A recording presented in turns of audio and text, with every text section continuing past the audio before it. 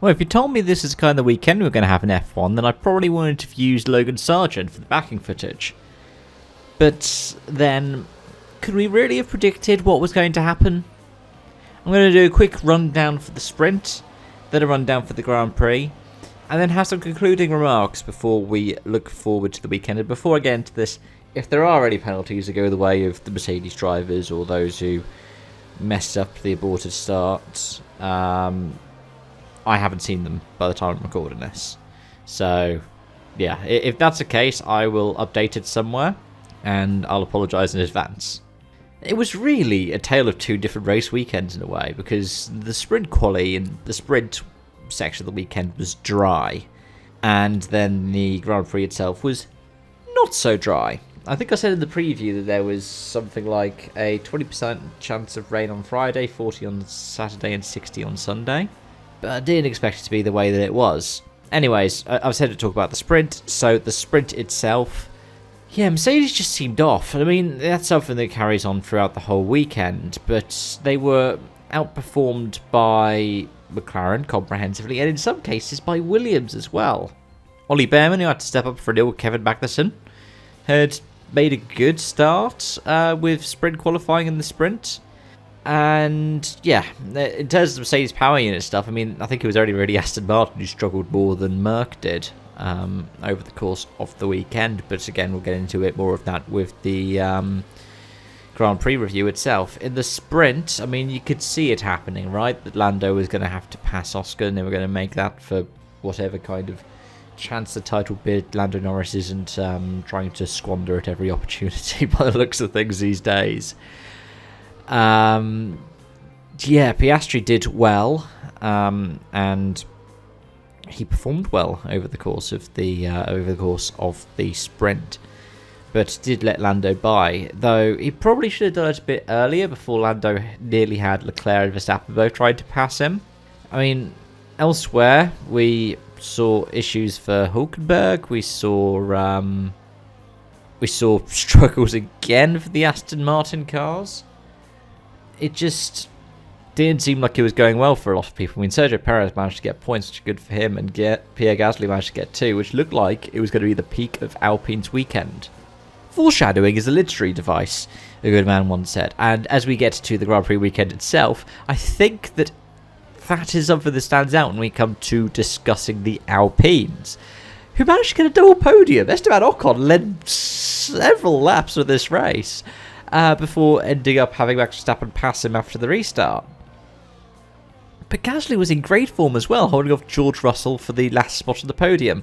Though, like I said, Mercedes being investigated for changing the pressures on their cars before the first start. Because the FIA have to measure the pressures beforehand, and if you change the pressures after the FIA have measured them, that's not good. Obviously with the abandoned start, because, well, Lance Stroll managed to one up any kind of issues in quali and somehow managed to be ranked behind somebody who didn't even make it to the grid. He's ranked behind Alex Albon, who crashed out in qualifying, one of many crashes we had in qualifying. Franco Colapinto crashed out in qualifying. We had both of the Aston Martins crash out in qualifying as well. And didn't we also have Ferrari? Did we also have Carlos Sainz crash out in qualifying? It was frankly absurd. But then you look at the list of the DNFs we had, the number of safety cars we had, and that was also absurd. People who were out, I mean, Lance Stroll, like I said, he managed to go off on the formation lap, then decided for some reason to drive through the gravel and beached himself, meaning that he was ranked behind Alex Albon, who crashed so heavily in qualifying at turn 1 in Q3 that he didn't make it to the race.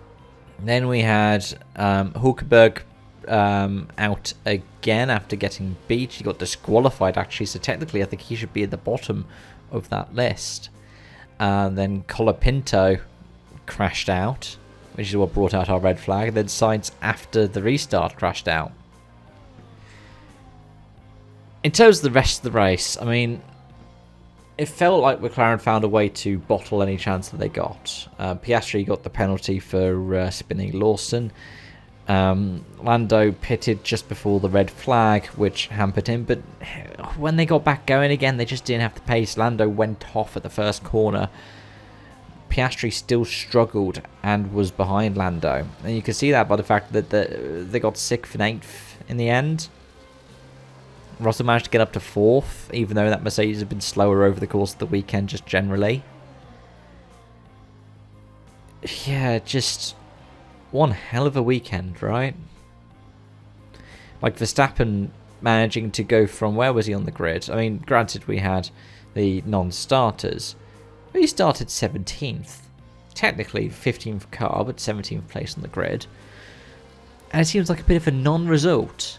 I think it's the lowest finish for a race winner at Interlagos. And yeah, it seems like a non-result when compared to the rest of it. It was a good drive. Didn't have to do much outside of what's in his normal remit. And yeah, he could actually wrap up the title at Vegas, which I'm not too surprised by. I think it would be funny if he did it at Qatar, because they have a sprint there again, don't they? So it'd be the second time that he would do it on sprint weekend. But yeah, I don't know. It'd be nice for him to have 4 at 4 different venues. Ideally another one without any kind of asterisk next to it. Like, oh, he didn't do it in the Grand Prix, did it in the sprint. Or, oh, he didn't do it on track because it was after all these penalties. Or, what was it with the one in Japan? It was because they classified it with full race distance because they were running at the end, even though they hadn't done the full race distance worth of laps. And, of course, 2021. So I like him to win it next time out. Or if it's at Qatar in the Grand Prix.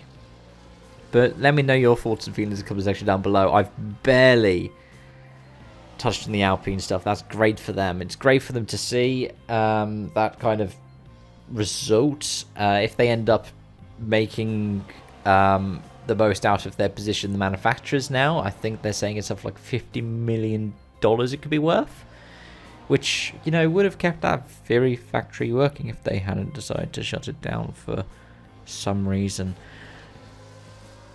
But yeah, like I said, let me know your thoughts and feelings, any kind of reactions that you had to the race, and until next time, it's bye-bye for now.